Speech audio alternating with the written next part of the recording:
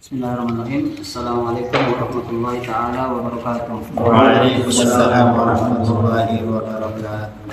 Alhamdulillahirabbil alamin wassalatu wassalamu ala asyrofil anbiya'i wal mursalin wa ala alihi wa sahbihi ajma'in wa ba'd.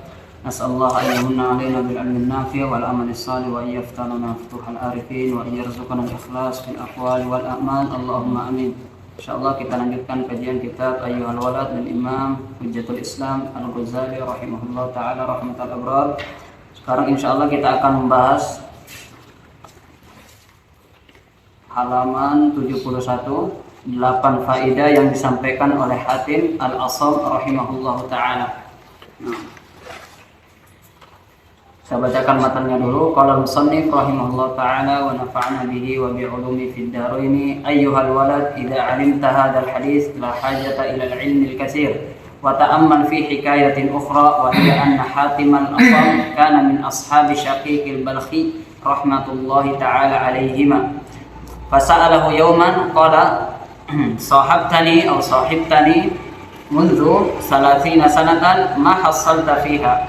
Qala hassaltu 8 fawaida min al-'ilmi wa hiya takfini minhu li anni arju khalasi wa najati fiha. Nah, faqala Syaqiqun mahi qala Hatim al-faidatul ula ila akhirih. Nah, jadi di sini dikatakan ayyuhal walad, wahai anakku atau wahai ananda, idza 'alimta hadzal hadis la hajata ila al-'ilmi al-katsir. Nah, kalau engkau mengetahui ya hadis ini, maka la hajata ilal ilmil katsir, maka tentunya engkau tidak butuh lagi banyak ilmu. Nah, maka di sini dikatakan wa ta'ammal fi hikayatin ukhra, maka renungkanlah pula kisah yang lainnya. Wa hiya anna Hatim al-Asam kana min ashabi Syaqiq al-Balkhi rahmatullahi taala alaihima, bahwa sesungguhnya Hatim al-Asam rahimahullahu taala seorang atau salah seorang murid dari Syaqiq al-Balkhi rahimahullahu taala. Nah, kita baca di sini di catatan kakinya ada penjelasan tentang siapa itu Al-Hatim al-Asam. Nah, nomor 43 di sini dikatakan dia adalah Hatim bin Unwan Abu Abdurrahman yang terkenal dengan Al-Asam. Dia termasuk salah seorang pemuka dari orang-orang zuhud yang terkenal zuhud dan meninggalkan kesenangan duniawi. Dilahirkan di Balkh. Dia mulai belajar fikih, hadis dan ilmu-ilmu yang lainnya. Pernah mengunjungi Baghdad dan bermajlis dengan Ahmad bin Hanbal. Jadi Imam Hatim al-Asam ini pernah bermajlis dengan Imam Ahmad bin Hanbal. Berarti sezaman dengan zamannya Imam Ahmad. Kemudian dikatakan dia termasuk salah seorang ulama yang berjihad dan berribat di perbatasan wilayah Islam. Dijuluki Luqman umat ini. Jadi Luqmannya umat ini adalah Hatim al-Asam. Dia banyak memiliki qaul atau perkataan-perkataan tentang zuhud dan perkataan-perkataan hikmah. Di antaranya adalah perkataannya, tidaklah datang waktu pagi hari melainkan setan berbisik kepadaku. Jadi setiap pagi akan datang setan, dan di mana setan itu akan berbisik kepadaku. Apa bisikan setan itu? Apa yang akan engkau makan? Nah, ini bisikannya setan setiap pagi nih. Di pagi hari ini kita akan dibisiki, akan datang setan untuk memberikan was-was. Hari ini kamu makan apa? Besok kamu makan apa? Seperti itu. Nah, besok kamu, anakmu makan apa? Istrimu makan apa? Bulan depan makan apa? Nah, seperti itu. Setiap pagi setan akan datang untuk memberikan kita was-was seperti itu, supaya kita meragukan rezeki Allah Subhanahu wa ta'ala. Ini diantara was-wasnya setan setiap pagi. Kemudian di sini dikatakan, kemudian was-was yang kedua adalah apa yang akan engkau pakai. Nah, apa yang engkau akan pakai? Di mana engkau akan tinggal? Nah, engkau punya rumah atau tidak? Nah, maka aku akan jawab. Nah, maka setiap bisikan setan itu datang di pagi hari, apa yang engkau makan, apa yang engkau pakai, dan di mana engkau akan tinggal. Maka Imam Hatim al-Asam ini menjawab, ya, bisikan setan itu, aku akan memakan kematian. Aku akan memakan kematian. Kemudian aku akan memakai pakaian kafan. Nah, pakaianku adalah kain kafan katanya. Dan aku, tempat tinggalku adalah kuburan. Nah, jadi makananku adalah kematian, pakaianku adalah kain kafan, dan tempat tinggalku adalah kuburan. Sehingga setiap pagi dia tidak takut mati. Setiap hari dia mengobati hatinya dari cinta dunia. Setiap hari dia mengingat bahwa kelak, ya sebagus apapun pakaian yang dikenakan hari ini, ya pakaian terakhirnya adalah kain kafan. Sebagus apapun rumah yang dibangun hari ini, ya rumah terakhirnya adalah kuburan itu. Nah, maka setiap pagi dia zikrul maut. Dan inilah ya tanda-tanda orang yang selalu dan senantiasa mengingat akhirat. Nah, ciri-ciri orang yang selamat. Kemudian dikatakan di sini, nah ini salah satu perkataannya. Juga di antara perkataan daripada Imam Hatim Al-Asam yang terkenal adalah, nah ini yang kedua, 4 orang yang akan menyesal. Nah, di sini perkataan Imam Al-Asam, ada 4 orang yang akan menyesal. Siapa 4 orang yang akan menyesal itu? Yang pertama adalah orang yang meremehkan amal hingga akhirnya ia terlewatkan. Jadi meremehkan amal, menunda-nunda amal, taswif, nanti saya kerjakan. Nah, nanti juga bisa. Nah, sekarang nggak usah dulu sedekah, nanti aja. Akhirnya apa? Meninggal dunia tidak juga bersedekah. Nah, kemudian orang yang terputus dari para sahabatnya lalu digantikan dengan musibah. Orang yang terputus dari para sahabat tidak ada hubungan lagi, terputus daripada sahabatnya lalu digantikan dengan musibah. Nah, kemudian yang ketiga, orang yang musuhnya menjadi kuat karena buruknya pendapatnya. Nah, jadi pendapat yang buruk bisa menjadikan lawannya, meskipun lawannya itu adalah dalam kebatilan, ya, tetapi karena pendapatnya buruk, tidak berlandaskan logika, tidak berlandaskan dalil, maka musuhnya nampak menjadi orang yang benar. Nah, kemudian yang terakhir adalah orang yang berani berbuat banyak dosa. Nah, ini diantara orang-orang yang akan menyesal. Kemudian di sini dikatakan, Imam Hatim Al-Asam ini adalah seorang murid daripada Syaqiq Al-Balkhi rahimahullah taala. Sekarang kita baca gurunya siapa ini. Ini di bawahnya halaman catatan kaki nomor 44. Nah, kalau tadi muridnya, sekarang gurunya. Siapa itu Syaqiq? Nah, dia adalah Syaqiq bin Ibrahim bin Ali Al-Azdi Al-Balkhi, Abu Ali, termasuk salah satu tokoh orang-orang zuhud dan salah seorang syekh terkenal dari Khurasan. Dia berjihad dan ribat hingga mendapatkan kesyahidan pada perang Kaulan, sebuah wilayah di Transox. Apa ini? Enggak tahu saya bacanya. Pada tahun 194 Hijriah. Nah, di sini jadi salah satu ulama yang berjihad dan mendapatkan gelar syahadah atau mati syahid. Kemudian dia mengambil ilmu tasawuf dari Ibrahim bin Adham rahimahullah taala. Ibrahim bin Adham lalu mengajarkannya kepada Hatim Al-Asam. Jadi Syekh Syaqiq Al-Balkhi ini punya guru namanya Ibrahim bin Adham, punya murid, kemudian ilmu-ilmu yang dia didapatkan daripada gurunya Ibrahim bin Adham kemudian diajarkan lagi kepada muridnya yaitu Hatim Al-Asam. Nah, kemudian di sini dikatakan dan murid lainnya Az-Zahabi berkata dia memiliki 300 desa, kemudian meninggal dunia tanpa dikafani. Dia adalah seorang yang thiqah. Nah, ini diantara biografi daripada Syaqiq Al-Balkhi rahimahullah taala. Nah, kemudian di sini dikatakan sudah sampai mana tadi? Syaqiq Al-Balkhi rahmatullahi taala alaihi. Fasa'alahu yauman qala. Nah, maka di sini gurunya bertanya kepada muridnya. Siapa tadi gurunya? Syaqiq Al-Balkhi. Bertanya kepada muridnya yaitu Hatim Al-Asam. Nah, ditanya, "Wahai Hatim, qala, sahabtani mundu salasina sana ma hassalta fiha." Wahai muridku, wahai Hatim Al-Asam, engkau telah menuntut ilmu selama 30 tahun bersamaku. Jadi menuntut ilmunya 30 tahun. Jadi Hatim Al-Asam ini menuntut ilmu berguru dengan Syaqiq Al-Balkhi selama 30 tahun. Maka di sini gurunya bertanya kepada muridnya, apa yang engkau dapatkan selama 30 tahun ini? Engkau menuntut ilmu bersamaku. Ma hassalta fiha. Qala, maka di sini Hatim Al-Asam menjawab, hassaltu samani fawaida minal ilmi. Saya mendapatkan 8 fawaid dari ilmu. Masya Allah. 30 tahun kesimpulannya adalah 8 faidah, dirangkum dalam 8 faidah ini. Masya Allah, 30 tahun ilmunya 8 faidah ini, tapi nanti jami' ini.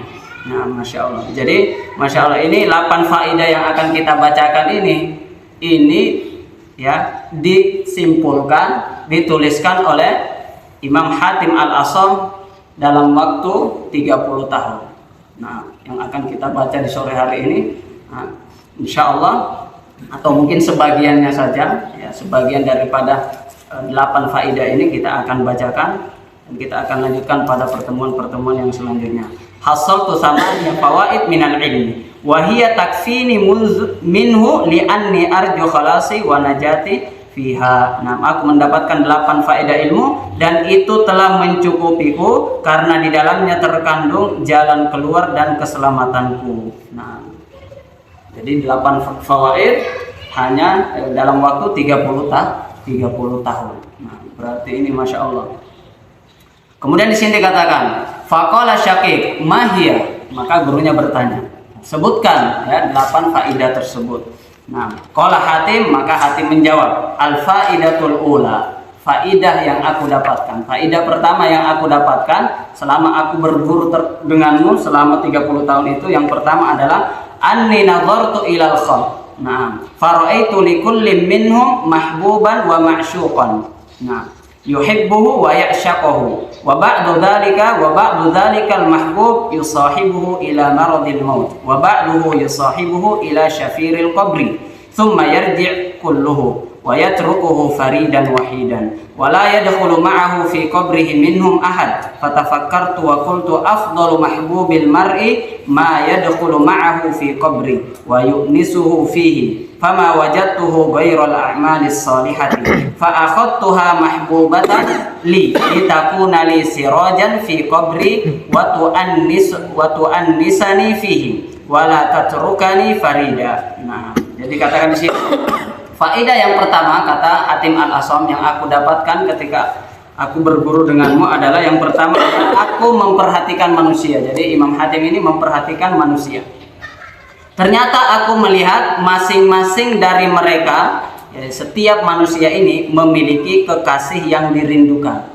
Setiap orang ini memiliki kekasih yang dirindukan, atau sesuatu yang dicintai. Nah, di sini kekasih di sini bukan berarti hanya manusia, ya. Semua apa yang dicintai, intinya cinta harta, cinta jabatan, cinta manusia, cinta keluarga, cinta kawan dan sebagainya.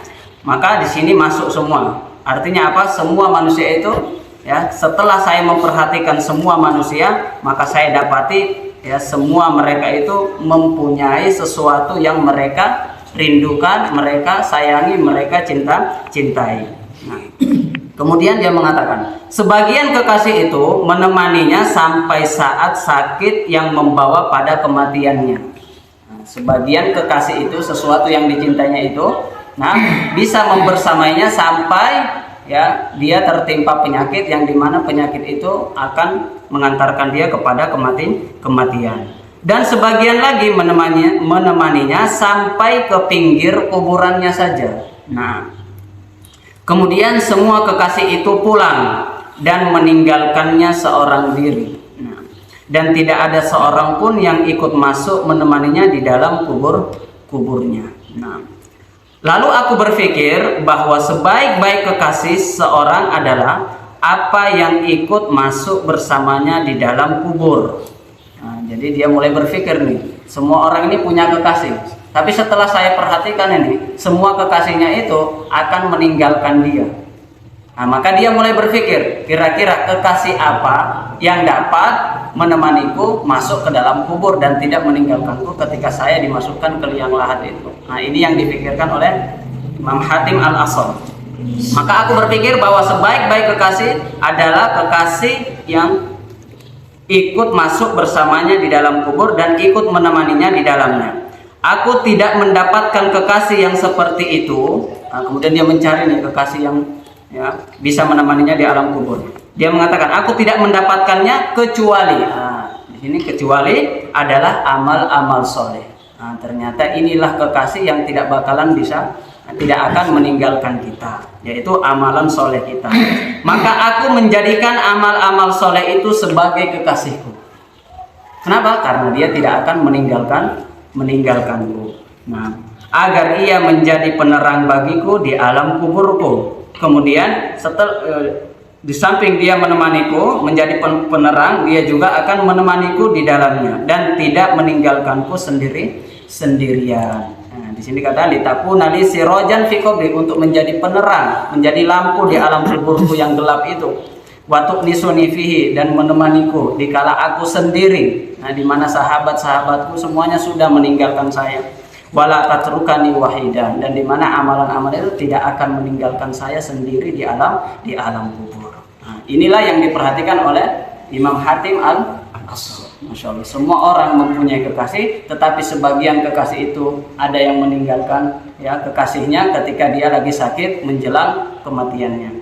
Ada juga yang meninggalkan ya kekasihnya ketika kekasihnya itu ingin dimasukkan ke dalam liang lahat. Kemudian dia pulang. Kemudian dia mencari-cari kekasih apa yang tidak akan meninggalkan saya ketika saya masuk ke dalam kubur. Maka dia mendapati satu jawaban bahwa yang tidak meninggalkannya adalah al-a'mal as-shalihah, yaitu amalan solehnya. Satu-satunya kekasih yang paling setia yang tidak akan meninggalkan kita meskipun kita dimasukkan ke liang lahat. Nah, maka ini kesimpulan 30 tahun di antara satu faedah dari perjalanan Imam Hatim al-Asam belajar daripada gurunya Al-Balkhi. Nah, maka di sini ya tentunya sudah kita simpulkan tadi. Ini sebenarnya sudah kesimpulan, kita jabarkan sedikit-sedikit. Nah, yang dimaksud di sini adalah kita bacakan sedikit. Anni nazartu ilal khalqi faraitu likulli minhum mahbuban. Setiap manusia itu mempunyai kekasih. Wa ma'syuqan, orang-orang yang dirindukan. Yuhibbuhu wa ya'shaquhu, dia mencintainya dan dia merindukannya. Wa ba'du dzalikal mahbub yusahibu ila maradil maut. Sebagian kekasih itu menemaninya sampai dia tertimpa penyakit yang mengantarkan dia kepada kematian, maradil maut. Maksudnya sampai akhir hayatnya saja. Ya, akhir hayatnya. Apa diantaranya kata para ulama yang menemani seseorang itu sampai ya, sakit yang menjelang wafatnya itu adalah yang pertama adalah kedudukannya. Nah, jabatan. Sebagian manusia ini menjadikan jabatan itu sebagai kekasihnya, yang dia cintai, yang dia senangi, yang dia rindu-rindukan, yang dia menghabiskan ya seluruh waktunya, pikirannya, bahkan hartanya untuk kampanye itu agar supaya dia mendapatkan jabatan itu siang dan malam.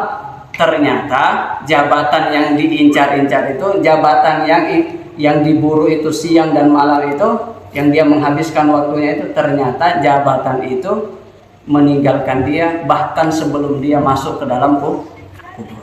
Ketika di akhir hayatnya, ketika dia sudah melemah, tentunya akan diganti. Ketika dia sudah sakit-sakitan, dia sudah tidak bisa menjadi pejabat, dia sudah tidak bisa menjadi pemimpin. Nah, ini yang pertama. Yang kedua kata para ulama, kekasih ya, yang sering dikejar dan ternyata akan meninggalkan kita adalah harta kita.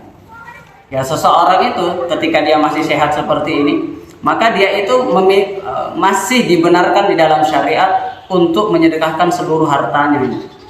Ya tasarruf kama yasha, 100%. Semua hartanya itu berada di bawah kendalinya. Dia mau arahkan kemana, berikan kemana, alokasikan kemana, itu terserah dia. Tetapi ketika dia sudah sakit dan sakitnya itu dirasa itu adalah sakit yang mengantarkan kepada kematian, yang biasa dikenal dengan maradul maut, ya, sebentar lagi akan meninggal dunia, maka ketika itu dia tidak bisa lagi menyedekahkan semua hartanya, dibatasi ketika itu. Jadi tidak boleh. Berapa yang boleh dia mempunyai kendali dalam syariat? Hanya sepertiga yang boleh disedekahkan. Yang dulunya sebelum sakit dia bisa menyedekahkan seluruh hartanya untuk menjadi bekalnya di alam kubur. Tetapi ketika sudah menjelang kematian, ya, sudah sakit-sakitan seperti itu, di situ dia tidak boleh menyedekahkan semuanya. Dibatasi sekarang, yang dulunya 100, sekarang hanya sepertiga. 2/3-nya mana? Misalnya kalau dari 100 berarti berapa? Hanya sekitar 30% saja, 30-an. Nah, kalau 90 berarti 30-an. Mana yang 60-nya? Sudah tidak boleh. Tidak boleh dia infakkan, tidak boleh dia wakafkan, tidak boleh disedekahkan. Kenapa? Itu untuk ahli warisnya.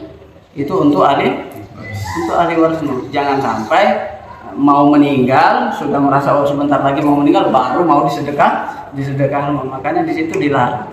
Maka hartanya pun ya dia tidak bisa mengendalikan hartanya ketika sudah ya bahkan di akhir-akhir hayatnya sudah dimulai dibatasi oleh syariat. Hanya berapa tadi? Hanya sepertiga maksimal itu.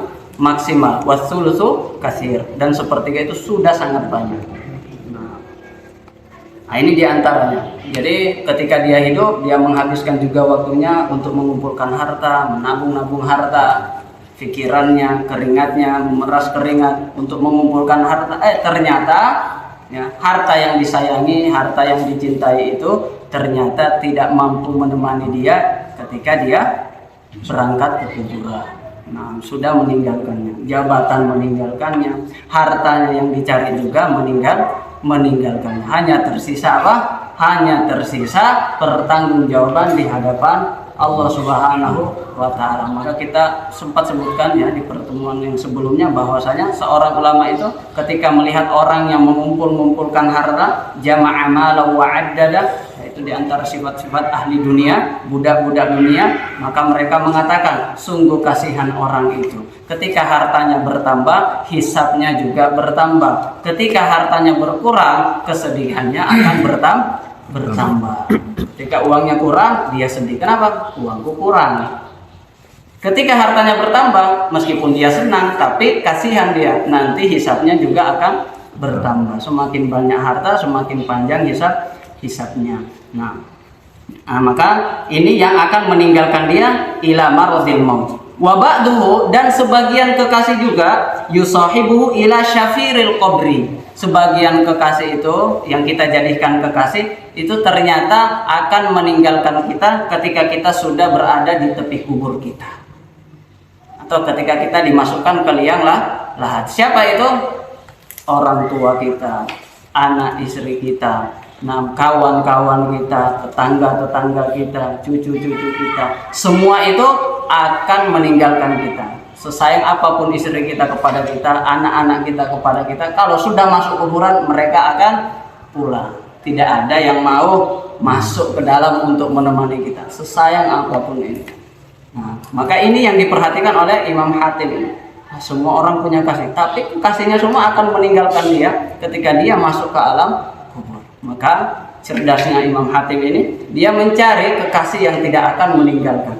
Ternyata dia mendapati satu kekasih yang tidak akan pernah meninggalkan meskipun dia masuk ke alam kubur.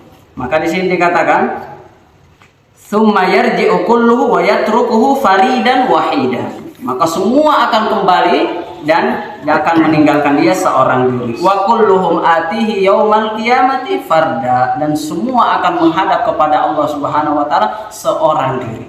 Seorang diri. Nah, wala yadkhulu ma'ahu fi qabrihi minhum ahad, dan tidak ada seorang pun yang rela dan sudi akan masuk ke dalam ya kuburan kita nanti.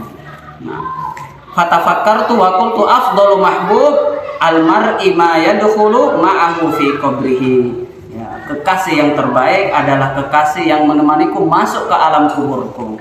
Nah, wa yu'nisuhu fihi, yang akan menemaniku di dalam kuburan yang sempit itu, yang gelap itu.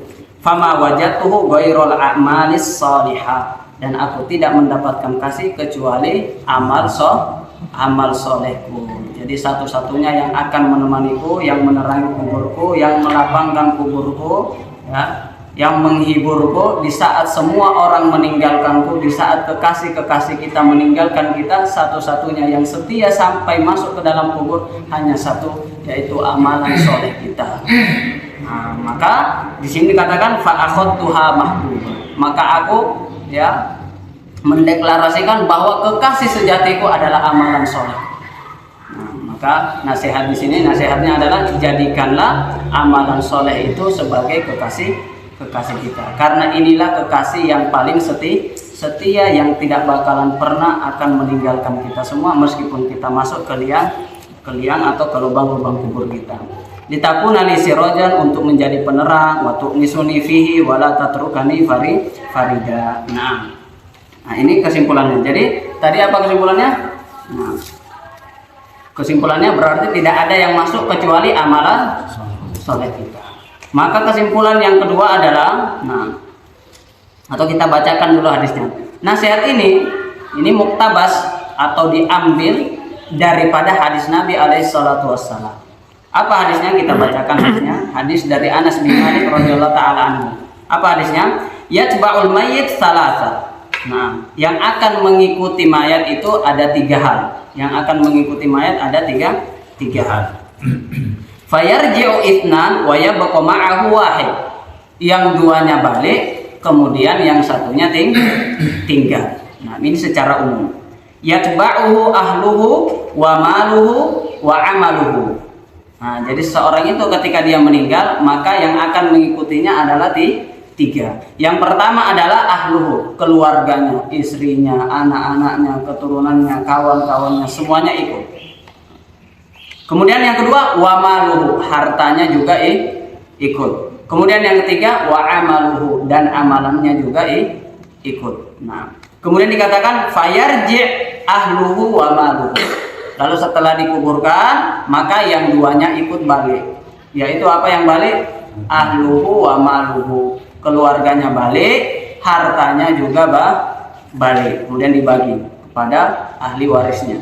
Nah, wa yabqa, kemudian 1 saja yang tinggal. Yang maksudnya hanya 1 yang tinggal, yaitu apa? Wa yabqa amaluhu, yang tinggal hanyalah amalan soleh dia yang akan menemani dia di dalam kubur. Maka sekali lagi kesimpulannya, tidak ada yang menemani kita di alam kubur kecuali adalah al-a'mal as-salihah, amalan-amalan soleh. Maka PR-nya sekarang ini PR-nya. Maka PR kita adalah bagaimana menjadikan apapun yang kita cintai, apapun yang kita sayangi, apapun yang kita rindukan itu, semuanya itu yang berupa harta, berupa jabatan, keluarga, istri, anak-anak kita, kawan-kawan kita, ya semuanya itu PR kita bagaimana ketika kita menjadikan semua yang kita sayangi itu sebagai apa? Sebagai teman di alam kubur. Nah, ini pertanyaannya. Bagaimana kita menjadikan harta itu teman di alam kubur? Bagaimana kita menjadikan jabatan itu teman di alam kubur? Bagaimana kita menjadikan keluarga kita, keturunan teman di alam kubur? Nah, ini PR-nya kita. Maka kita sudah mengatakan tadi, tidak ada yang menemani kita masuk ke dalam kubur kecuali 1, yaitu amal soleh. Berarti jawaban dari pertanyaan tadi adalah bagaimana supaya menjadikan harta kita teman di alam kubur, dapat menemani kita di alam kubur. Jawabannya adalah bagaimana kita menjadikan harta kita itu menjadi amal soleh. Bagaimana kita berusaha menjadikan jabatan-jabatan kita itu sebagai jalan amalan soleh. Bagaimana kita menjadikan anak-anak yang dititipkan kepada kita sebagai amalan soleh. Nah, jadi semua yang kita cintai itu, yang kita sayangi di dunia ini, kita berusaha menjadikannya amalan soleh. Karena kalau dia berubah menjadi amal soleh, inilah yang akan menjadi teman kita di alam kubur. Tapi kalau harta kita tidak menjadi amalan soleh, maka ini tidak akan menemani kita. Kalau keluarga kita tidak menjadi amalan soleh, berarti tidak akan menemani kita, bahkan menjadi bumerang bagi kita.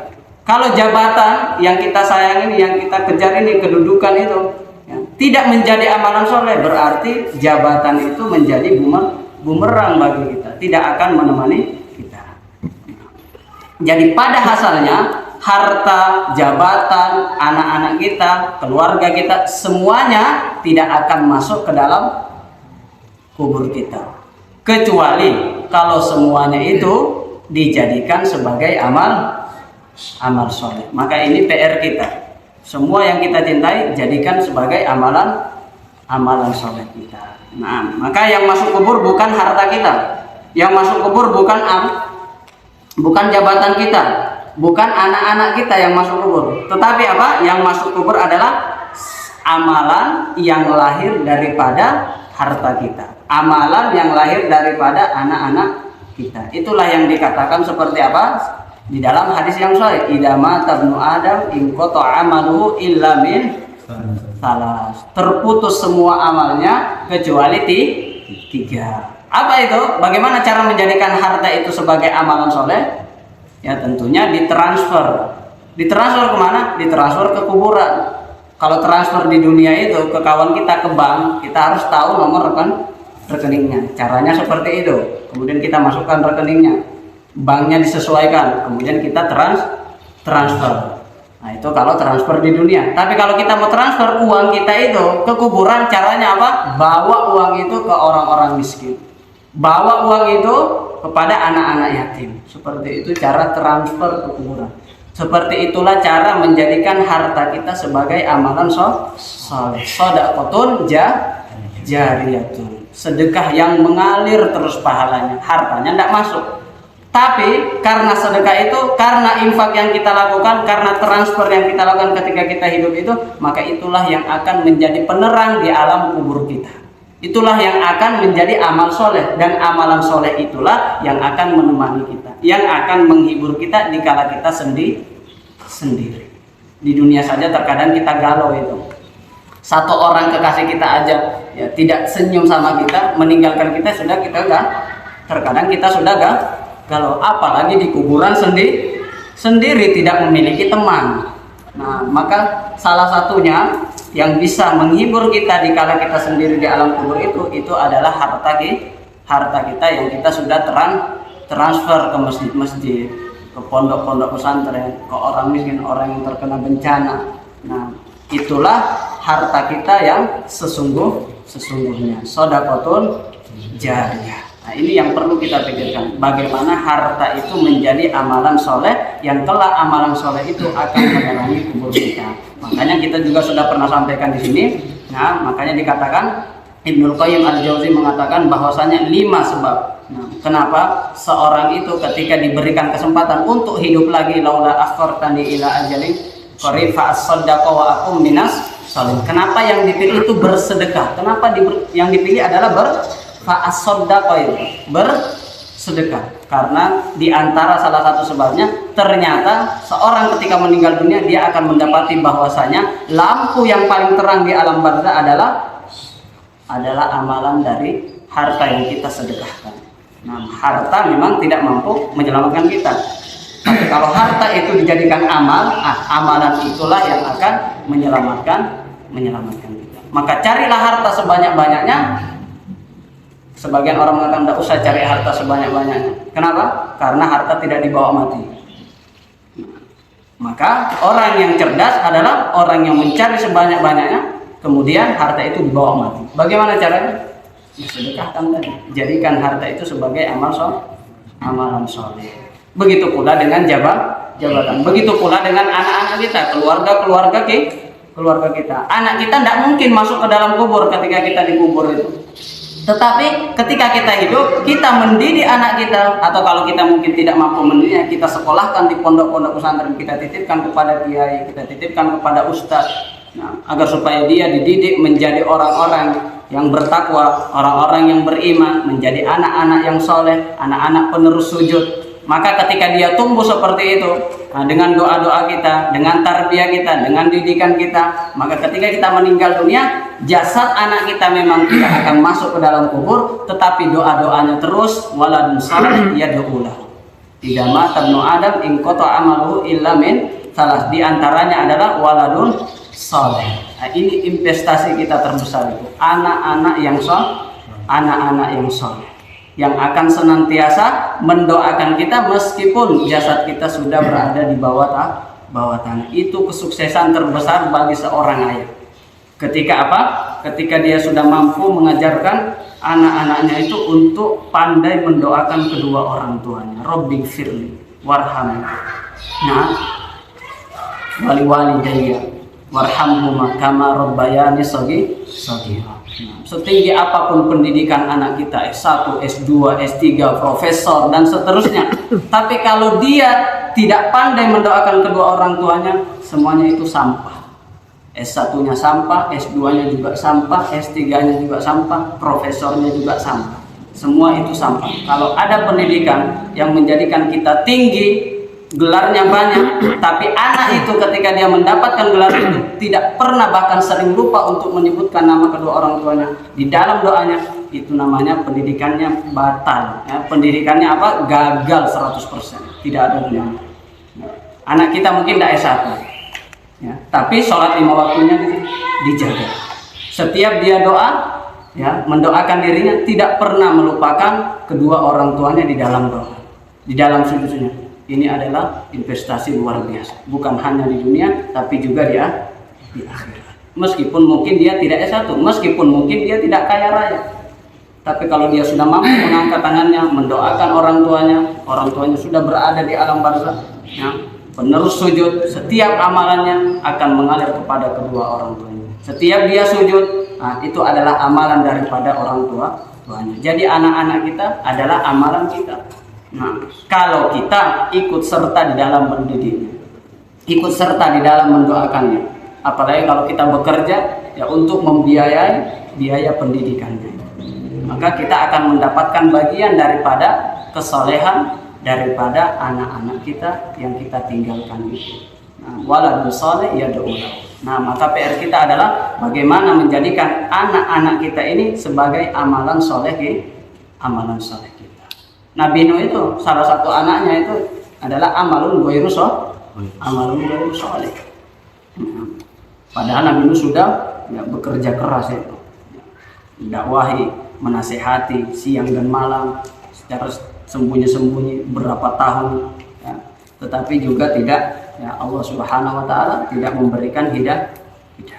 Nah, kalau anak kita sudah muslim, alhamdulillah, sudah sholat syukur, alhamdulillah, bisa ngaji, alhamdulillah. Tidak usah terlalu tinggi dulu, nanti jadi orang kaya, nanti jadi, nggak apa-apa kita anak-anak itu, tapi yang standar-standar dulu. Nah, standar-standar dulu, penerus sujud, ya kan, menjadi bermanfaat bagi sekitar. Nah, itulah kesuksesan terbesar seorang ayah ketika mampu meninggalkan, ya, ketika dia sudah meninggalkan keturunan-keturunan yang soleh dan soleha, yang senantiasa mendoakan kedua orang tuanya. Kemudian jabatan misalnya, jabatan ini apa? Bagaimana cara menjadikan jabatan ini sebagai amalan soleh? Misalnya menjadi Pak RT, ini tujuannya apa misalnya? Atau Pak Lurah atau DPR misalnya. Kalau niatnya untuk menegakkan keadilan, memudahkan urusan orang lain, ya kan, bermanfaat bagi orang yang banyak, nah, maka ini juga akan mendapatkan, ya, naungan. Pada hari itu tidak ada lagi naungan kecuali naungannya Allah Subhanahu wa taala. Sab'atun yudhilluhumullahu yauma la dhilla illa dhilluh, yaitu adalah yang pertama kali disebutkan adalah imamun adil. Nah, barulah seterusnya ada syabun nasya'a fi ibadatillah dan seterusnya. Tapi yang pertama apa? Imamun adil. Seorang pemimpin kalau dia adil, menegakkan keadilan, tidak pilih kasih. Nah, tidak pilih kasih, ini keluargaku, ini bukan keluargaku, ini saudaraku, ini bukan saudaraku. Dia adil, berlaku adil terhadap semua yang dipimpinnya. Kemudian dia berniat menjadi pemimpin untuk memudahkan urusan orang lain, membantu urusan-urusan orang lain, mencarikan solusi bagi permasalahan-permasalahan orang yang dipimpinnya. Masya Allah, ya, ni'mal amir huwa. Maka sebaik-baik pemimpin adalah dia. Maka jabatan ini menjadi amalan soleh. Dia meninggal dunia, maka orang-orang yang dahulunya dibantu akan mendapat. Dulu saya dapat masalah, dibantu sama Pak RT misalnya. Akhirnya ketika diumumkan meninggal dunia misalnya, maka dia mengangkat tangannya, ya Allah ampunilah dosa. Dahulu dia pernah membantu saya. Ketika saya sakit, dia menjenguk saya. Ketika saya kesulitan, dia membantu saya, dan seterusnya. Maka orang-orang akan tulus mendoakan dia. Nah, sehingga itu menjadi penerang di alam barzakh, di alam kuburnya. Nah, kemudian di sini dikatakan, ketika kita masuk ke dalam kubur itu, di sini ada perkataan Ali bin Abi Thalib. Nah, beliau mengatakan an-nasu niyam, manusia itu tertidur. Semua ini kita ini ketika di dunia ini, pada hakikatnya ini kita tertidur. Nah, fa idza matu intabahu. Ketika kita sudah mati, meninggal dunia, masuk ke liang lahat, masuk ke lubang-lubang kubur kita, barulah kita terbangun dan tersadarkan. Oh, ternyata selama ini ketika saya hidup di dunia itu saya hanya ditipu. Innamal hayatud dunya la'ibun wa lahwun. Hanya permainan, hanya tipuan, hanya candaan, gurauan semata. Saya tertipu. Jadi diibaratkan kehidupan dunia ini ibaratnya seperti orang bermimpi. Ketika masuk kubur, disitulah seorang itu terbangun. Nah, kemudian setelah terbangun pasti biasanya menyesal itu. Kenapa dulu saya tidak menyedekahkan harta saya? Kenapa dulu saya tidak beramal soleh, memperbanyak amal? Kenapa dulu ketika saya beramal, saya itu tidak ikhlas? Ya, pengen dipuji saja. Kenapa? Barulah penyesalan itu datang ketika dia masuk ke alam barzah, ke alam kuburnya. Barulah menyesal. Penyesalan itu sudah tidak bermanfaat lagi. Kenapa? Sudah terlambat. Terlambat. Maka sebelum penyesalan itu datang, sebelum penyesalan kita ini terlambat, ya, maka hendaklah kita terbangun sebelum kita terbangun. Nah, jadi sekarang ini harusnya kita tidur ini, bermimpi ini, ibaratnya mimpi. Maka hendaklah kita bangun sekarang sebelum kita benar-benar terbangun dan akan menyesali apa yang telah kita kerjakan ketika kita hidup di atas permukaan dunia ini. Nah, kemudian ketika kita masuk ke dalam kubur, ya, sungguhnya kubur itu tidak bertanya berapa banyak hartamu, tidak akan ditanya itu berapa banyak saldomu, rekeningmu, berapa banyak anak dan keturunanmu, berapa banyak istrimu misalnya. Itu semua tidak ditanya ketika kita masuk ke dalam. Tidak. Kubur itu tidak mengenal jabatan kita, tidak mengenal siapa bapak kita, siapa kakek kita keturunannya siapa, kita darah apa. Nah, tapi kubur hanya bertanya, mana amalmu, mana bekalmu yang kamu bawa selama engkau hidup itu. Misalnya umurnya 60 tahun, selama engkau hidup di dunia itu 60 tahun, mana bekalmu? Satu yang diminta oleh kubur, mana bekal itu? Tidak minta mana ijazahnya, tidak ada itu. Mana gelarmu juga tidak ada. Mana sertifikat tanahmu, tidak ada. Yang diminta mana amal. Nah, inilah yang harus kita persiapkan, mana amal kita. Ini yang dituntut di alam barzah. Nah, oleh karenanya Utsman bin Affan radhiyallahu taala anhu, di sini dalam riwayat dikatakan karena idza waqafa ala qabrin baka. Utsman bin Affan itu ketika dia berdiri, di sekitar kuburan melihat kubur, maka dia itu menangis. Siapa ini? Utsman bin Affan radhiyallahu taala anhu. Hatta tabtalla lihiyatuhu, sampai jenggotnya itu basah dengan air mata. Berarti ini bukan nangis biasa ini. Ya, bukan nangis biasa, bukan berkaca-kaca lagi. Karena apa? Jenggotnya sampai basah itu. Nah, faqila lahu, maka dikatakan kepada Utsman bin Affan, wahai Utsman, tuzkarul janna wan nar fala tabki. Ketika disebutkan surga dan neraka, engkau itu tidak nangis. Saya lihat, saya perhatikan engkau ini. Kalau disebutkan surga, disebutkan neraka, saya memperhatikan engkau itu tidak pernah nangis itu. Ketika disebutkan neraka dan surga. Wa tabki minal kubur. Akan tapi ketika engkau melihat kuburan, engkau itu menangis. Kok bisa itu? Ya, ketika disebutkan neraka dan surga, kamu tidak menangis. Tapi ketika disebutkan kuburan, atau engkau melihat kubur, atau engkau berdiri di samping kubur, engkau menangis sampai jenggotmu itu basah dengan air mata. Faqala, maka Utsman bin Affan menjawab, innal qabra, sesungguhnya kuburan itu awwalu manazilil akhir, adalah stasiun pertama ya menuju akhirat. Pintu gerbang, stasiun pertama, terminal pertama. Nah, fa inna jaminhu fama ba'dahu aisar. Siapa yang selamat di alam barzah, di kuburan ini, di stasiun pertama ini, fama ba'dahu aisar, maka setelahnya insya Allah lebih mudah lagi. Kalau dia sukses selamat di stasiun pertama ini, maka setelahnya lebih mudah lagi. Itu kata Utsman. Wa illam yanju, akan tapi kalau dia tidak lulus di stasiun yang pertama ini, yanju minhu fama ba'dahu asyad, maka setelahnya lebih parah lagi. Nah, azab dan siksaan yang akan menunggu dia setelah kuburan itu lebih berat lagi kalau dia tidak selamat di kuburan. Jadi kuburan itu satu dari dua, imma raudha min riyadil jannah au hufra min hufarin niran. Maka kalau ada orang meninggal biasanya kita berdoa, Allahumma ja'al qabrahu raudhatan min riyadil jannah. Ya Allah, jadikanlah kuburnya sebagai taman daripada taman-taman surga. Wala taj'al qabrahu hufratan min hufarin niran, dan jangan engkau menjadikan kuburnya sebagai lubang daripada lubang-lubang neraka. Maka ini adalah Utsman bin Affan. Kenapa seperti itu? Kata para ulama, karena kubur itu adalah gerbang penentuan. Pintu gerbang penentuan.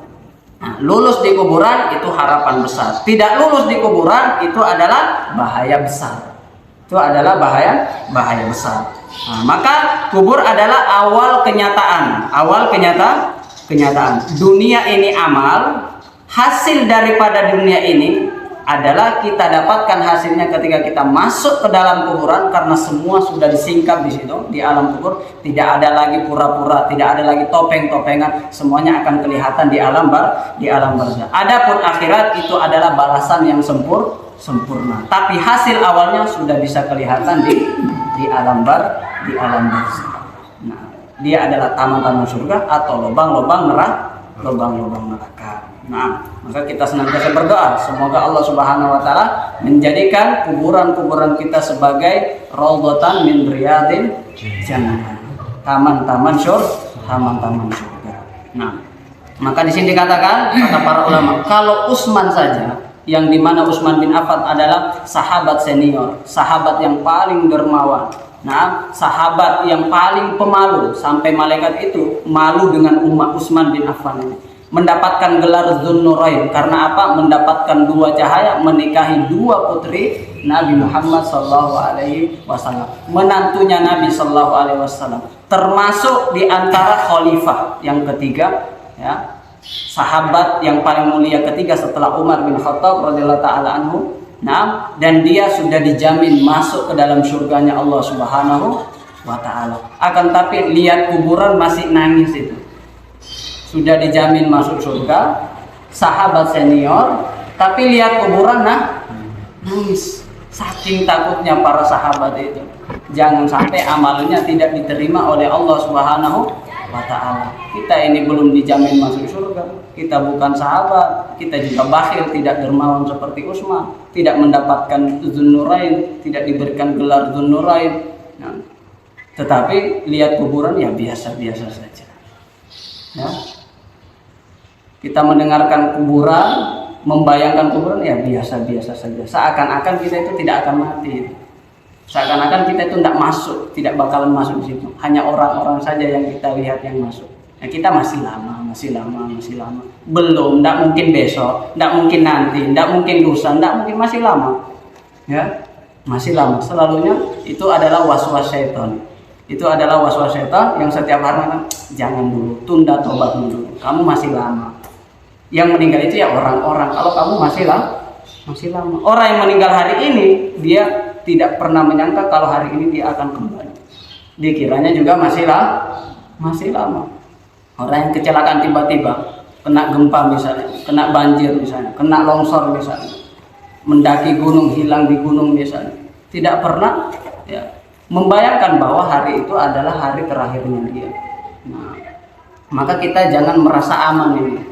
Jangan merasa aman. Memang yang banyak meninggal itu orang tua, tapi tidak sedikit juga pemuda yang meninggal. Maka sekali lagi ini yang harus kita persiapkan, bagaimana kita menjadikan semua yang kita cintai ini, kekasih-kekasih kita, semua yang kita rindukan menjadi amalan soleh, sehingga amalan soleh itu bisa menerangi kubur kita, menjadi sirat, bisa yu'nisuna fil qabr, bisa menemani kita, menghibur kita, dan menjadi syafi'an bagi kita, menjadi syafaat bagi kita. Apa itu syafaat? Kalau dalam bahasa Arab itu witir itu ganjil. Kalau syafa' itu artinya genap. Misalnya iqra'ul Qur'an fa innahu ya'ti yaumal qiyamati syafi'an li ashabihi. Witir itu ganjil. Syafa' itu genap dalam bahasa Arab. Kenapa syafaat itu dikatakan syafaat, dinamakan syafaat? Kenapa kira-kira? Karena semua dari kita wa kulluhum atihi yaumal qiyamati farda. Karena setiap dari kita akan masuk ke dalam kubur dan akan menghadap kepada Allah Subhanahu wa taala seorang diri. Seorang diri. Seorang diri ganjil atau genap? Ganjil, witir. Namanya witir, makanya ada sholat witir itu. Innallaha witir, Allah itu ganjil, yuhibbul witir. Maka Allah suka yang ganjil-ganjil. Nah, maka satu ini ketika kita sudah fardan sendiri wahidan, tidak ada lagi orang, maka datanglah amalan soleh kita. Maka datanglah Al-Quran itu menjadi syafaat. Apa artinya syafaat? Yang tadinya sendiri ganjil menjadi genap. Menjadi genap yang menjadi teman bagi kita supaya kita itu tidak kesunyian, ya, tidak sedih. Maka dia datang menghibur kita, menemani kesendirian. Nah, itulah yang dinamakan dengan syafaat. Dari yang sendiri menjadi tidak sendirilah. Dari yang jomblo menjadi sudah tidak jomblo lagi. Tidak ada yang di sini. Nah, ini mungkin nasihat yang pertama. Mungkin satu dulu ya. Sudah cukup karena ini 30 tahun ini dikumpulkan oleh Imam Hafiz ini, masa kita 30 menit habis ini, kurang beradab nanti. Jadi paling tidak ya satu pertemuan mungkin kita bahas 1 atau 2 atau 3 tergantung nanti bobotnya. 3 tahun. Nah, jadi paling tidak masa 30 tahun dibahas 1 jam. Nah, itu kan kurang beradab. Nah, mungkin cukup sekian, kurang lebih mohon dimaafkan. Nah, tapi video kafaratul majlis. Sallallahu ala sayyidina Muhammad syukran wa barakallahu fikum. Assalamualaikum warahmatullahi taala wabarakatuh.